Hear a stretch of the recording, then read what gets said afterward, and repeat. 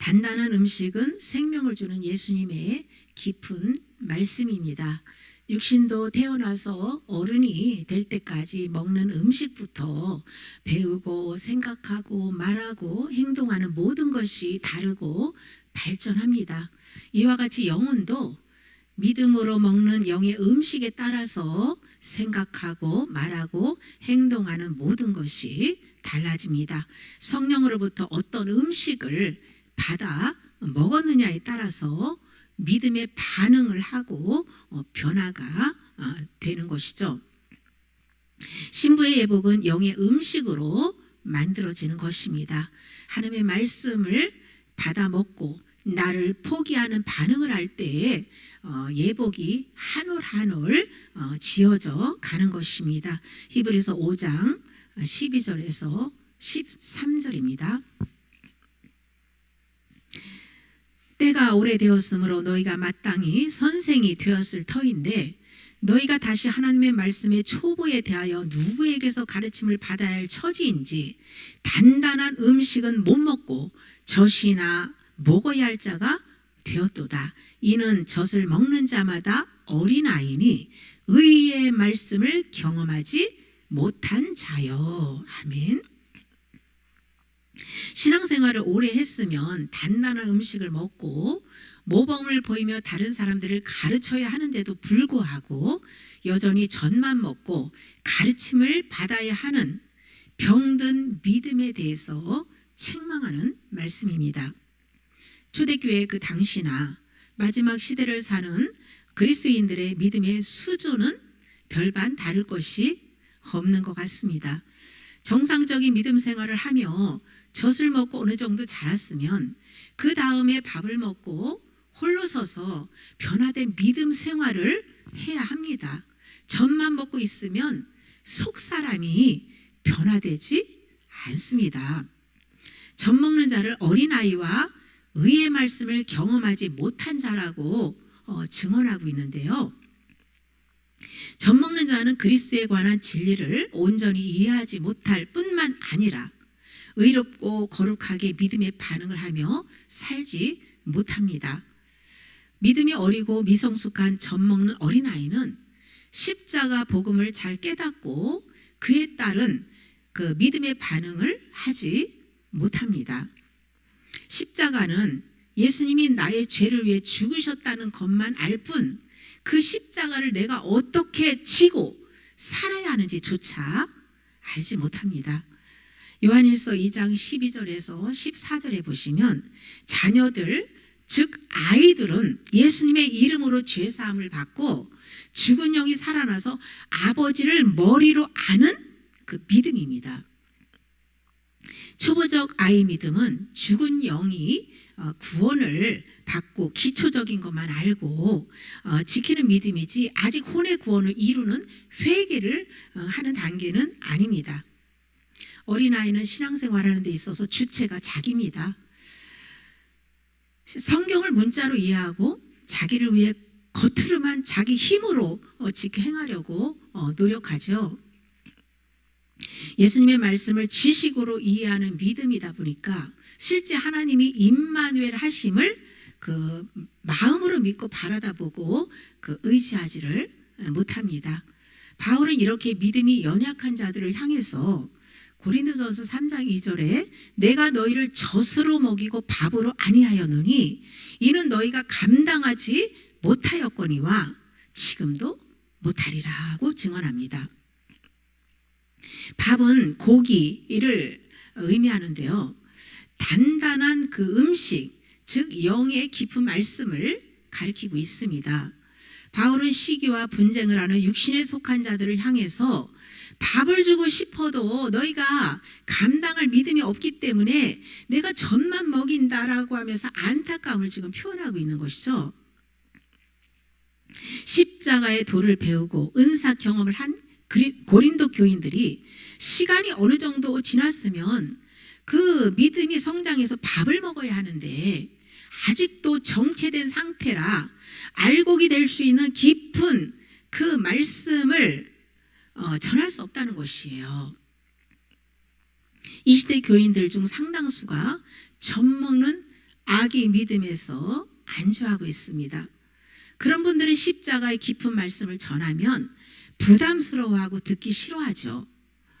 은혜, 축복, 위로, 칭찬, 사랑의 그 메시지만 듣기 좋아하고 책망이나 훈계, 징계, 회개, 소유를 다 팔고 자아를 죽으라는 메시지는 거부합니다.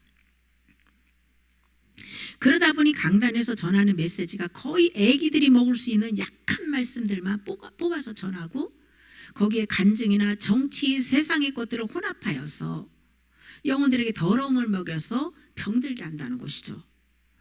순수한 예수님의 말씀과 맑은 생수를 먹지 못함으로 인해서 영혼들의 믿음이 병들고 정체되는 상태라는 것이죠. 진리의 빛을 받고 내 믿음의 현주소를 깨달았으면 처음부터 다시 시작해야 합니다. 말씀을 소리내서 먹고 회개해서 병든 영육을 치유받으며 혼의 구원을 이루어 가야 합니다. 바울도 두렵고 떨림으로 너희는 구원을 이루라고 그렇게 권했습니다. 영의 구원은 거저 은혜로 받은 것이죠. 그러나 혼의 구원은 대가를 지불해야 합니다.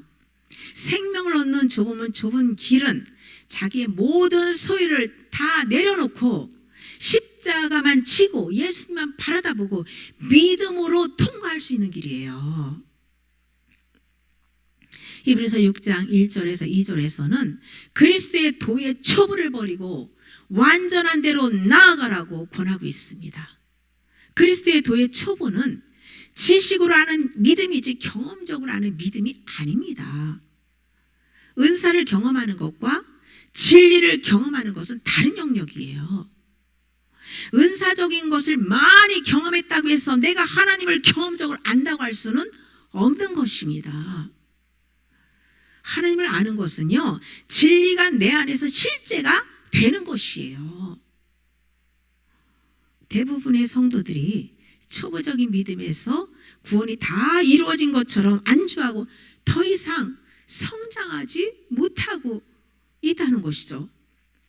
아이가 어른으로 성장하기 위해서는 음식을 바꿔야 합니다. 젖만 먹으면 더 이상 자랄 수가 없습니다. 밥, 즉 고기 같은 단단한 음식을 먹는 것은 지키기 어려운 하나님의 말씀도 소화하고 믿음의 반응을 하는 것이죠. 이때 자기 포기에 반응을 해야 되는 거예요.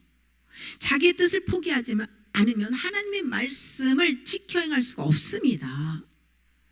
히브리서 5장 14절에 단단한 음식은 장성한 자의 것이니 그들은 지각을 사용함으로 연단을 받아 선악을 분별하는 자들이니라. 아멘. 단단한 음식은 젖먹는 어린아이 믿음으로는 긍정하고 이해하기 어려운 진리예요.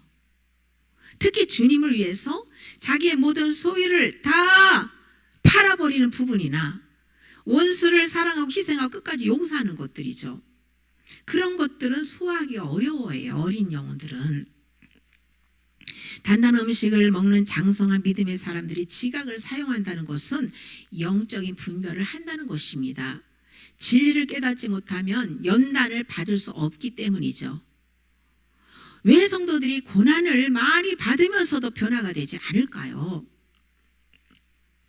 성령으로부터 진리를 레마로 받고 그에 합당한 믿음의 반응을 하면서 연단을 받지 못하기 때문이에요. 말씀을 모르면 연단을 받을 수도 없고 헛고생만 하게 됩니다. 진리를 깨닫지 못할 때 어려운 일만 당하면 남이 탓하고 마지막에는 하나님을 원망하잖아요. 그런 상태에서는 더 이상 믿음이 자라지 못할 뿐더러 하나님을 원망할 때 어둠의 영을 끌어들여서 더 비참하게 살게 되는 것입니다. 하나님께서 내 백성이 지식이 없으므로 망하는도다라고 하신 것처럼 하나님의 말씀을 모르면 하나님을 알 수도 없고 하나님과 친밀한 교제를 가질 수가 없습니다. 젖을 먹는 어린아이는 하나님의 말씀을 수박 겉핥기 식으로밖에 모르고 진리의 실제를 경험하지 못함으로 해서 죄에서 벗어나지 못합니다. 그러나 단단한 음식을 먹는 자들은 말씀으로 영을 분별하여 꾸준히 훈련을 받으며 선악을 분별하기 때문에 범죄하지 않는다는 것이에요. 하나님께서 이런 영혼들의 심령을 어린아이같이 겸손한 마음을 주시고 눈을 열어서 계시하여 하나님을 더 깊이 알게 하십니다.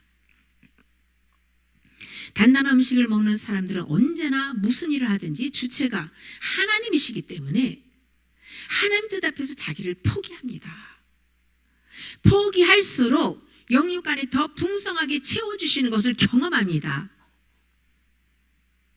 포기를 할 때 채워주시는 거예요. 요한은 요한일서 2장 13절에서 14절에 아비들은 태초부터 계신 예수님과 연합이 되어서 하나님을 경험적으로 아는 믿음을 가졌다라고 증언합니다. 육도 고기를 먹으면 힘을 쓸 수 있듯이 영혼도 고기와 같은 깊은 말씀을 먹고 경험하면 영이 힘이 강화되어서 사단을 이기고 세상을 이기는 믿음이 주어집니다. 누가복음 5장 4절에서 6절에 말씀을 마치시고 시몬에게 이르시되 깊은 데로 가서 그물을 내려 고기를 잡으라. 시몬이 대답하여 이르되 선생님 우리들이 밤이 새도록 수고하였을 때 잡은 것이 없지만은 말씀에 의지하여 내가 그물을 내리리이다 하고 그렇게 하니 고기를 잡은 것이 심히 많아 그물이 찢어지는지라. 아멘. 이 말씀 안에서 깨닫는 것은 먼저 성령님께 가르침을 받고 빛이 임할 때에 깊은 데로 가서 그물을 내려야 한다는 거예요. 육신의 생각과 영의 생각은 반대입니다.